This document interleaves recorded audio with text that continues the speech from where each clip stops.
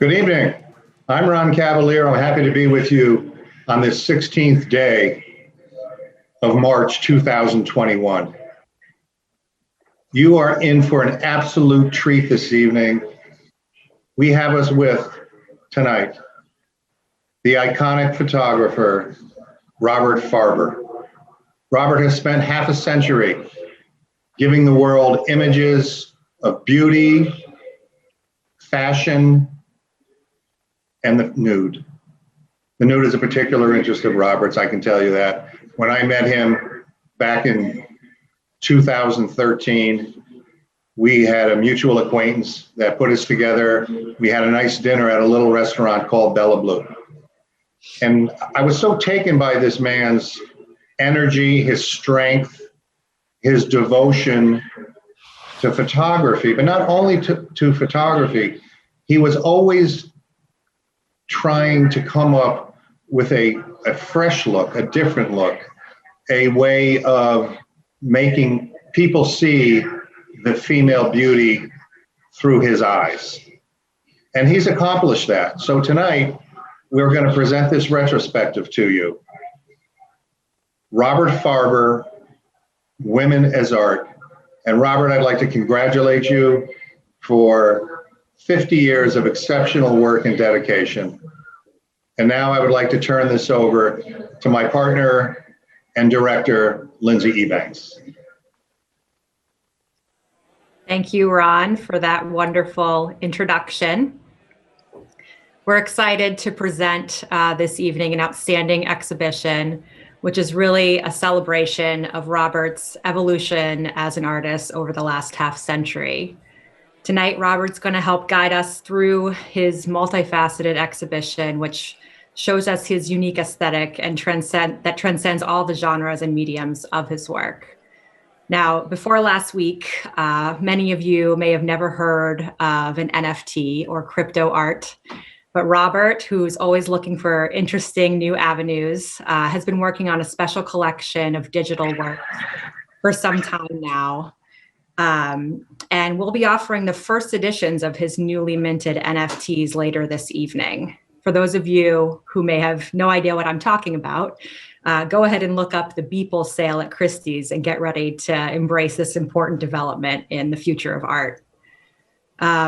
Moving forward through the presentation, we're going to welcome all of you to post your questions in the chat, and we'll do our best to address everyone either through the chat or by directly answering your questions here. And as an added incentive, our special sponsor, LVMH, will be selecting some of our participants to receive a sample of their new Vulcan tequila. So get ready to have a cheers to that.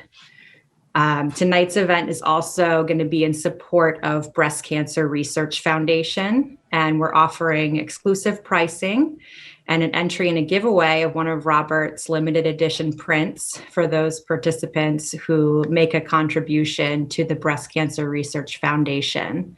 And you can find a link to that donation page in the chat or on our exhibition website. So the Breast Cancer Research Foundation has been an important cause for Robert for a long time, which leads us into the first image of the exhibition that we want to share with you tonight, one of his most iconic nude images. This piece appeared originally on the cover of his 2004 book release, Natural Beauty, Farber Nudes.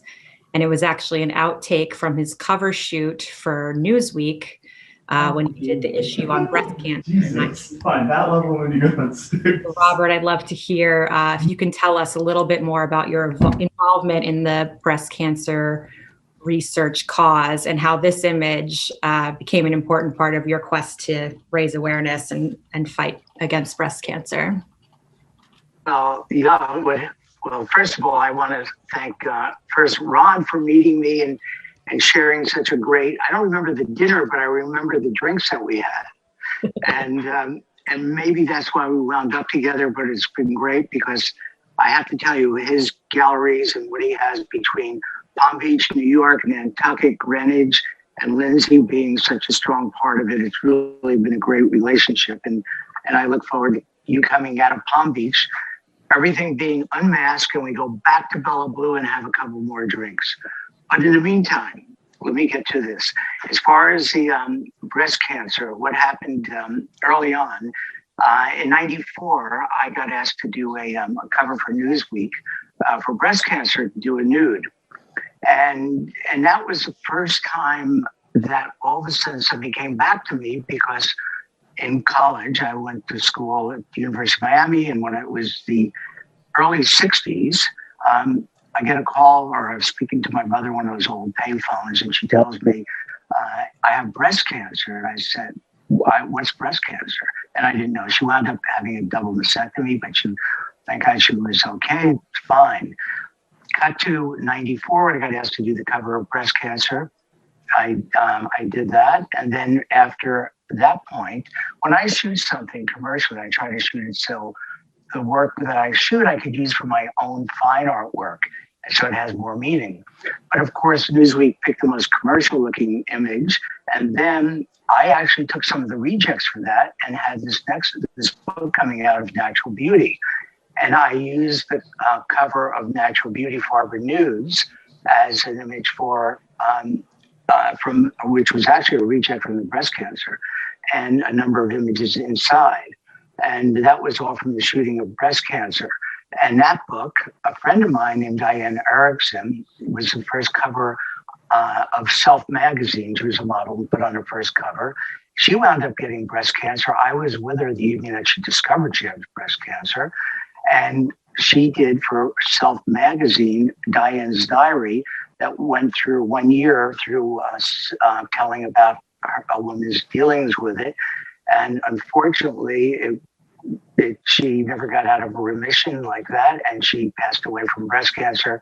And I wound up dedicating that book, Natural Beauty, to her, as well as just with 2006, I believe it was, my brother was diagnosed with breast cancer. I didn't even know a man was susceptible to it. And he had a mastectomy, and he's fine now also. But it really got me involved in it. So for the last years, I've been involved with the Evelyn Water Breast Cancer Research Foundation. And so it's been a strong cause. And I had a show a couple of years ago in Italy with breast cancer support of and so forth over the years. So I'm really happy that they're part of it now. And that's my story behind it. That's wonderful.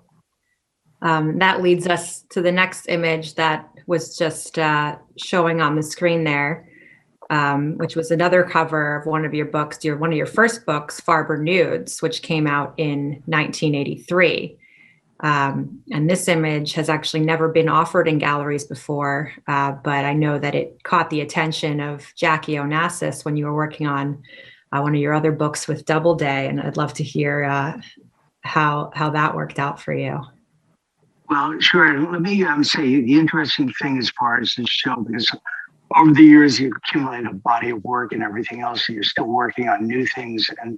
And with this evolving vision with the retrospective of women as art, I wanted to put into images that were not seen before. And Nicole and actually curated the show.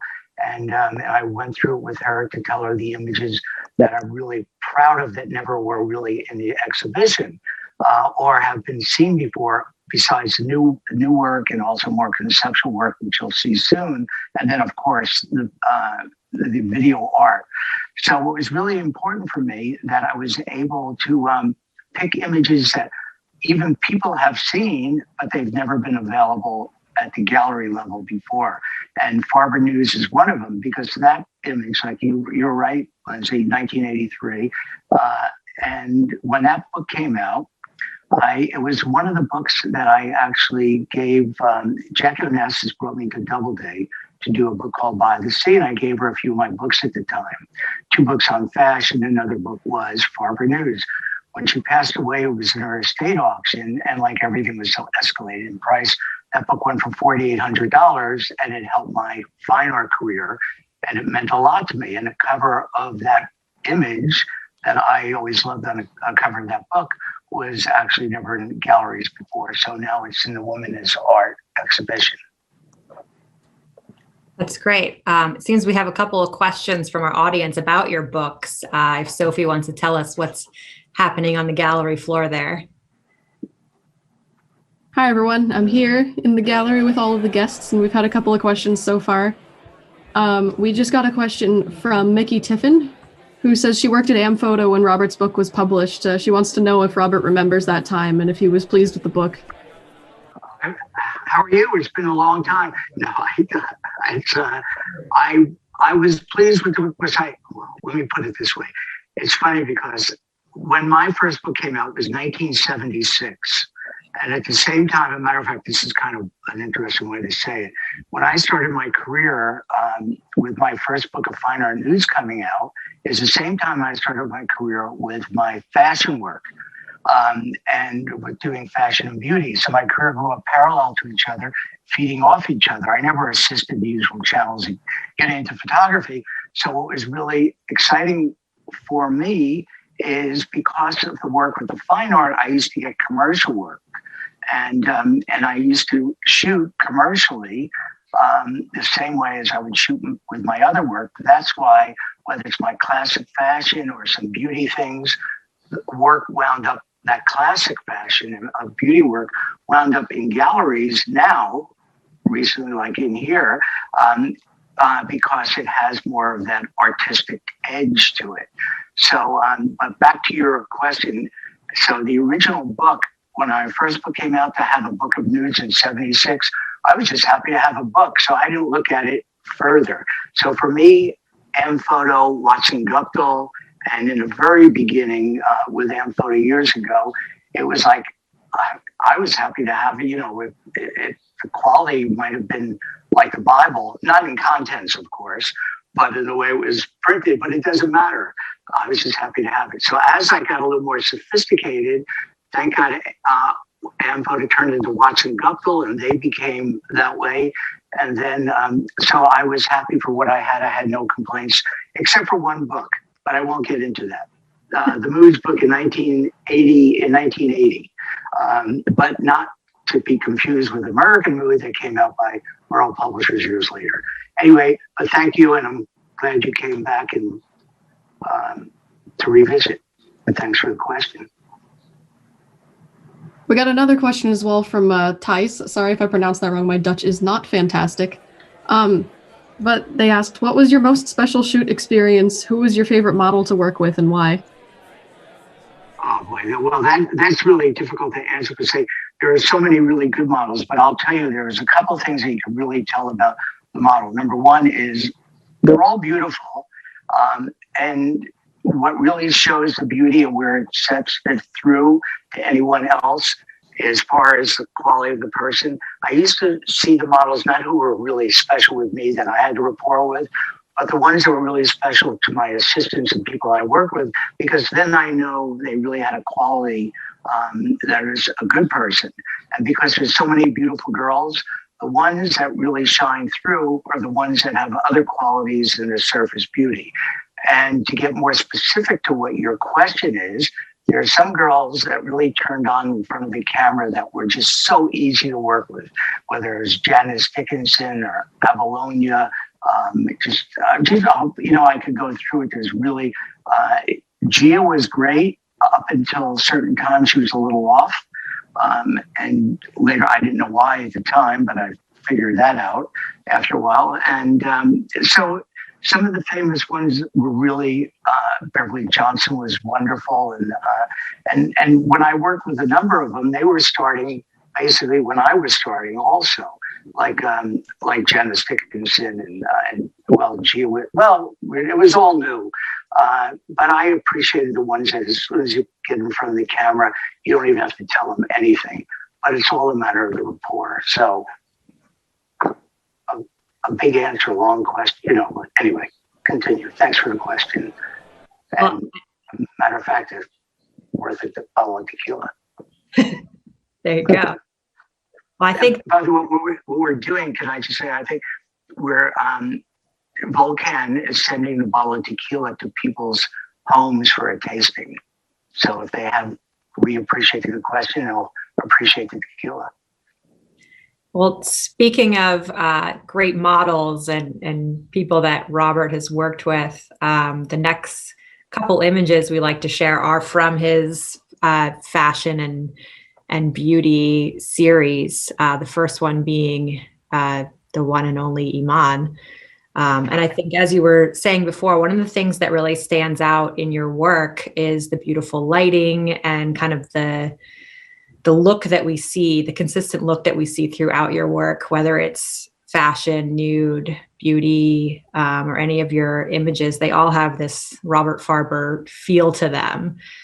So next, this iconic picture of Iman, the model and used to all sorts of photographers and fashion designers of our time.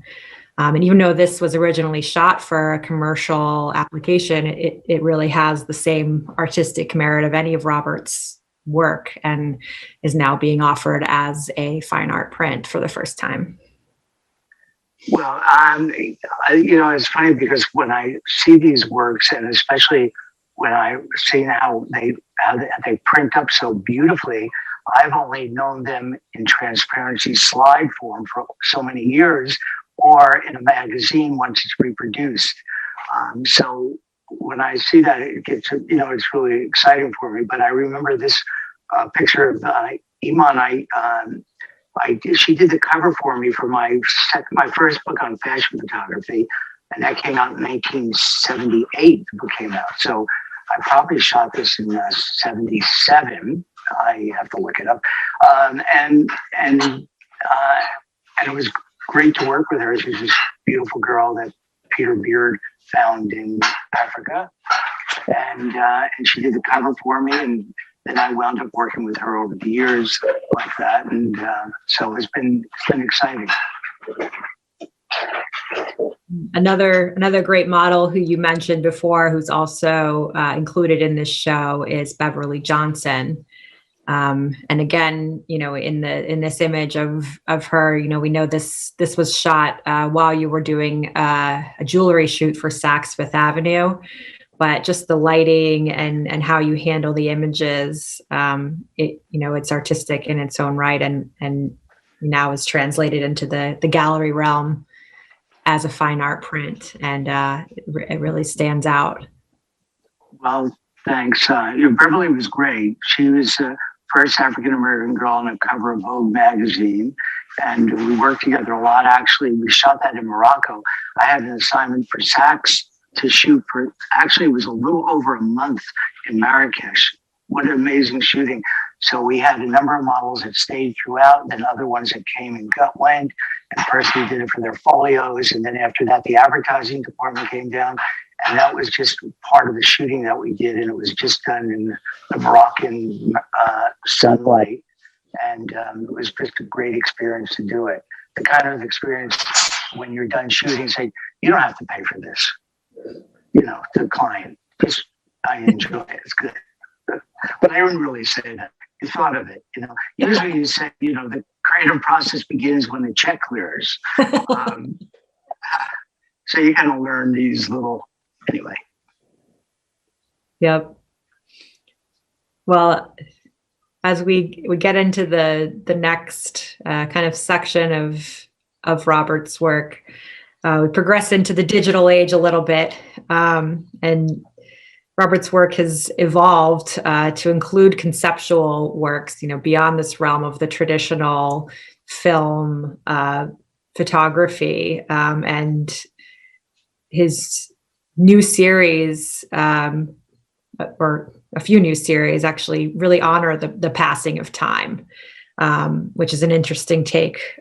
So his Deterioration and Wet series, which we're going to take a look at next, came about in response to natural events that caused his original images to morph into these organic modern interpretations of his early work. And they've become these vibrant new abstractions, beautiful. And I'd like to share a little video on how the first series, the Deterioration series, came about, because it's a really interesting story. Curation series is a set of images that were some of my favorite of my classic fashion and beauty pictures of famous models over the years. And when I went to look at them a couple of years after, I started seeing how they were kind of something was changing and shifting with them because they were in non-archival vinyl sleeves, and I was kind of angry that I put them that way. But I followed it and revisited them over the years a number of times. Then around 2013, I started looking really closely because I started seeing things in them as I was following them, to the point that, wait, I couldn't even do this with Photoshop. And all of them are just as they were naturally, organically created with the collaboration with time. And we're releasing them as these gallery editions. Follow the timeline, see the video, and you'll understand the details.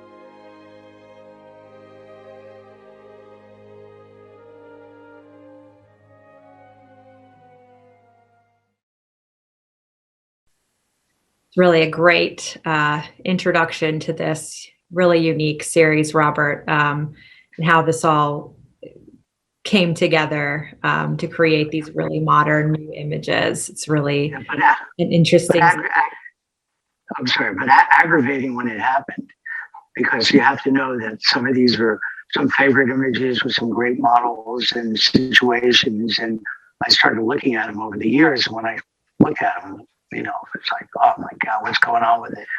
But after I saw them the last time, after, just a few years back, and I started to, wow, this is something you can't do with Photoshop. This is something special. And then went into Paris Photo, and a great publisher, 21st Editions, came out with an $18,000 limited edition book of it. Went into Paris Photo, and Karl Lagerfeld actually chose, who was curated the show, and he chose one of the images for a book he was doing that he selected from it. And so a lot of things. So we never really officially released them until this exhibition. We had them out. We showed them in Paris in the show, besides Paris Photo. And now, with the Women's Art, they're here. So. Well, I'm glad you were able to embrace the disaster, Robert, because as we know, that wasn't the only one. And so after you learn to kind of go with the flow, so to speak, and, live in this, the moment, and embrace the change, we had yet another natural disaster that created a new body of work for you after the Deterioration series, which is now called the Wet series, which was a further development on this concept of letting nature and time take its course on your original imagery. So, we have. Wet series was a bad dream. I don't say a wet dream. It was a bad dream. So I'll let you tell us a little bit more about how the Wet series came about, and then we'll share with you also a little video on what happened to Robert to create this beautiful disaster. Right. Beautiful. Now you look back at it, because it's just always changing the, lemons to lemonade kind of thing, and the way things happen. But it's like you have to make the best of it. But you'll see actually from the video itself, I'll give you more detail, but just the idea of what this happened from the flood at my studio, and how I separated the things. Let's play the video, and then I think it's a better way to explain it, and you could ask me other questions about it. The Wet series is quite an interesting story. In April 2018, a flood nearly destroyed my New York studio, and several of the catalogs we had of these small images that were just printed on a desktop printer, non-archival, so the inks weren't solid. They got flooded and drenched.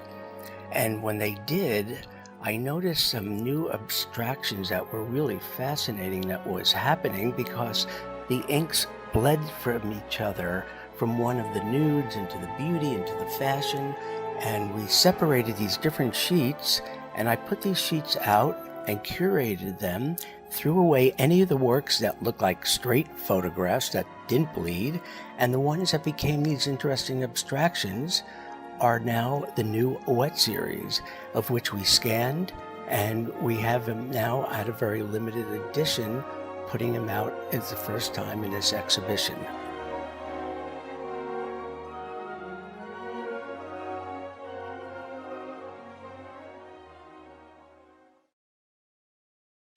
So, Robert, I know that was a really hard experience for you, but it brought about some really unexpected, beautiful images. And this is the first one that you kind of discovered and decided this was something to take a second look at. I would love to hear about how that first one captured you. Well, it's funny because my whole life has kind of been serendipitous as far as the way things happen, the way they, and it just kind of evolves the way it does. So I just trust in life and let life happen. And I see things that are kind of unique. And also, I love photography. I love beautiful photography. I continue to today shooting, to come up with things. But also, I like to explore and like to have some challenges in something that's completely different than what I've dealt with before, so I don't bore myself and I reinvent myself for myself. And if people want to follow along with it, great. And I've had a great response from it. And a really great thing is I'm a frustrated painter because that's how I really began. And if I could paint like some of the images I capture, but when the digital images started coming in and people started with Photoshop, that I didn't want to get involved with. So even today with the digital camera, digital for me in the very beginning didn't have the personality as film, but what I really wanted to do is be able to come out with something that I loved. And when God helps you with these situations, I run with it. And so I think I have something unique here, something that has a real story behind it, because each one of these images are not only important to me, but there's a story behind them that makes it, I think, quite exciting. And the bottom line is not just an abstract, but it's something that is something. Wonderful. Sophie, I think we have one more question that we'd like to answer from the gallery floor. We do. We have a question from Errol. He asked, what excites and satisfies you the most about what you do? What do you want people to remember you for, Robert? Being a good person, and then, of course, if they remember me for my photography, that's great. I mean, I like people to just know I'm appreciative of what I do and the position that I got in through my work and through people, and I'm, just, I don't know, let me know later on. I don't know, but I just for being me. That's good enough. Okay, good. So we hope everyone will take a little time to look through all the images that are included in this exhibition, which you can see on our website.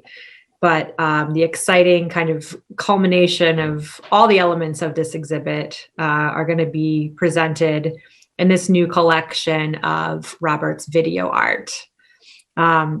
These new video artworks not only show your technical growth as an artist from film to digital to embracing what is becoming today's most highly sought after fusion of modern art and technology in an NFT, but the images themselves, in a way, explain the journey of your work. As you watch these videos, the composition morphs from figure to abstract. It kind of shows all the different variations of your work. It becomes kind of like a time lapse of your career, with each piece becoming its own little mini retrospective of your work. So this new series that we're really excited to present are digital videos. They're offered in limited editions of 5. They're minted as NFTs with blockchain technology.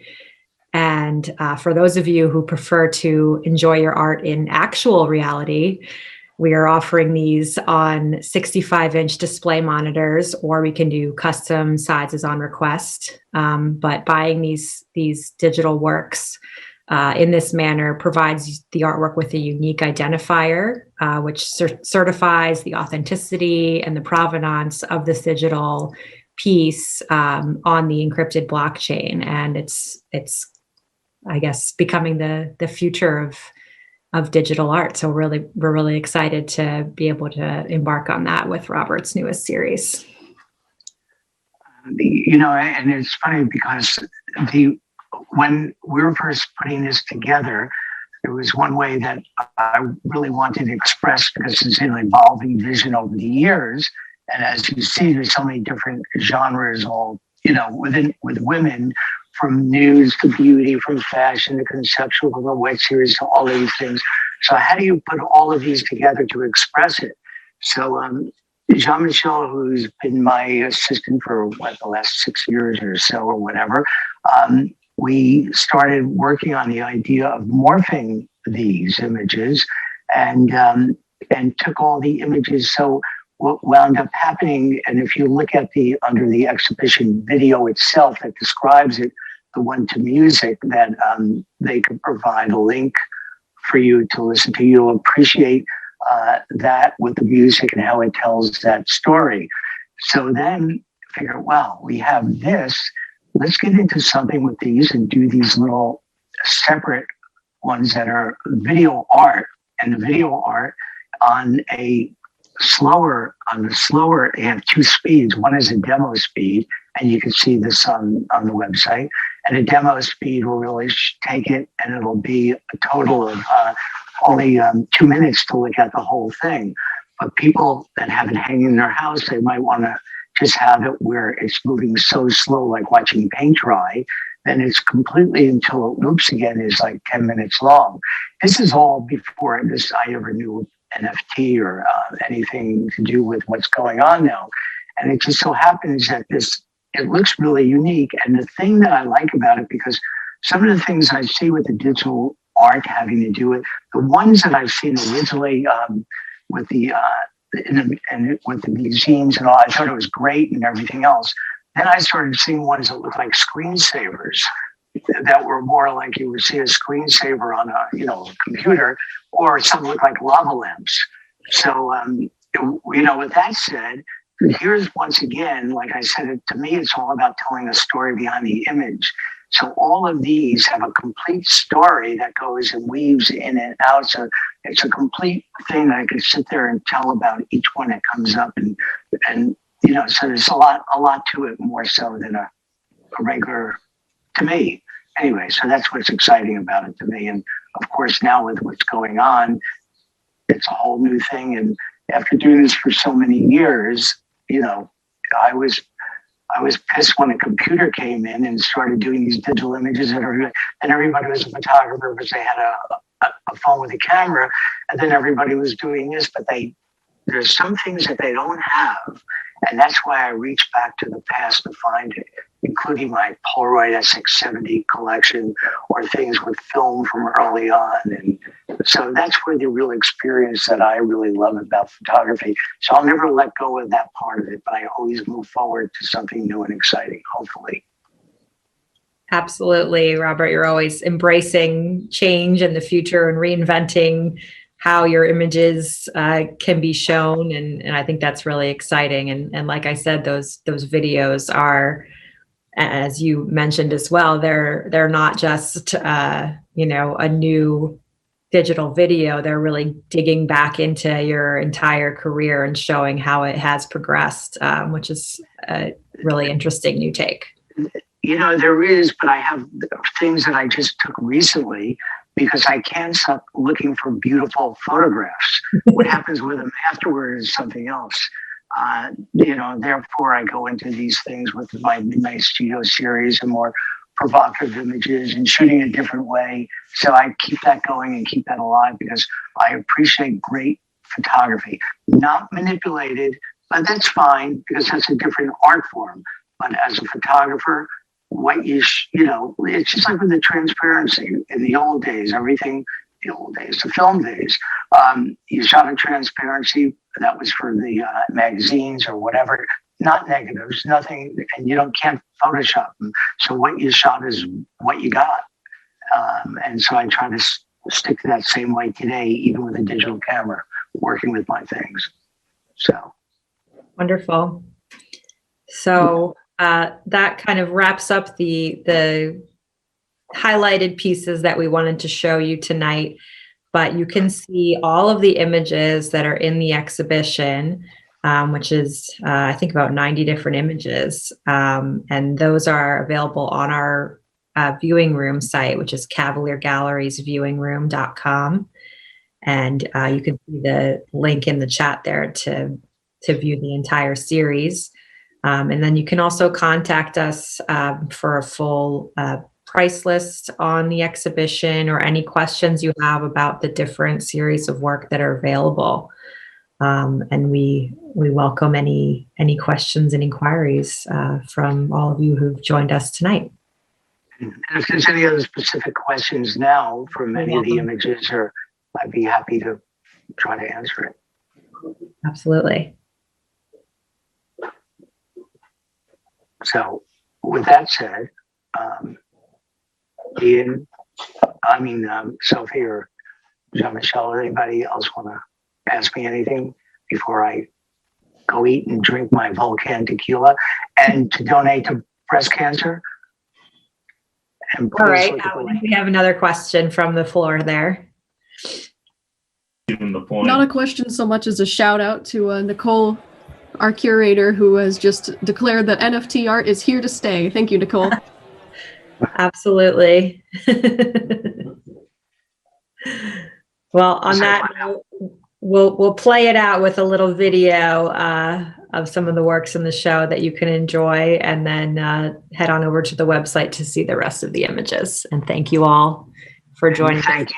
Yeah, and I want to thank Ron and Lindsay and Cavalier Galleries of Palm Beach, New York, Nantucket, Greenwich, and where did I miss? That's it for now. That's it for now. Okay, I'm glad I don't pay the rent. I'm living virtually for now. Anyway, thank you all for coming in. Thank you. Thank you, Robert.